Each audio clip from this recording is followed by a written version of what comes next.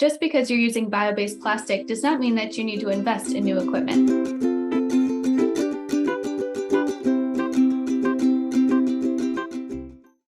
Hello, I'm Heather Nortz with the Plastics Industry Association.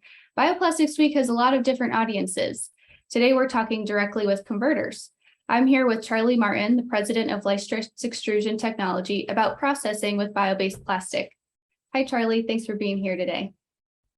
Hi, Heather. Thanks for having me. I'd like to thank Plastics Industry Association for inviting Leistritz to participate and contribute. Most people in the industry are familiar with working with non-bio-based polymers.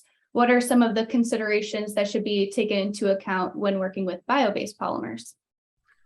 Bio-based polymers are heat and shear sensitive, so that needs to be accommodated in the system design, from both a primary processing equipment standpoint, the extruder or the molding machine, as well as the die and upstream and downstream material handling equipment. So everything is basically the standard or similar to what's being used currently in the traditional plastics manufacturing environment, but we're going to modify just very slightly all these different components to match the unique characteristics of most bio-based compounds. So for companies that are just getting started, where can they find resources or other guidance to help with developing bioplastic formulations? Well, I would start with the raw material suppliers, both of the resins and additives. They've usually got some good insight. And then also look for opportunities to test the intended process at either a university or independent lab. Like we always say, test, don't guess.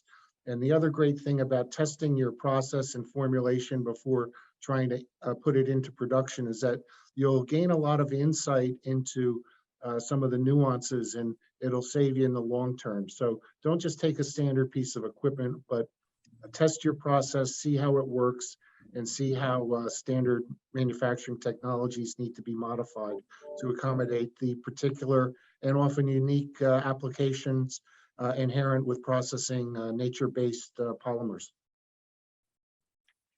Thanks so much for being here, Charlie. Well, thanks again to the Plastics Industry Association. And for anybody that's interested in getting into the deep weeds, we've prepared a webinar entitled Compounding of Bioplastics and Natural Fiber Composites via Twin Screw Extrusion. And it's an on-demand webinar. You can look at it at your leisure and hopefully take some good technical tips out of it. And again, thanks a lot. We really appreciate the opportunity to contribute. Yeah, absolutely. Thank you so much. And a link to this webinar and other resources are up on the screen now if you're interested in learning more. And be sure to continue following along with #Bioplastics Week.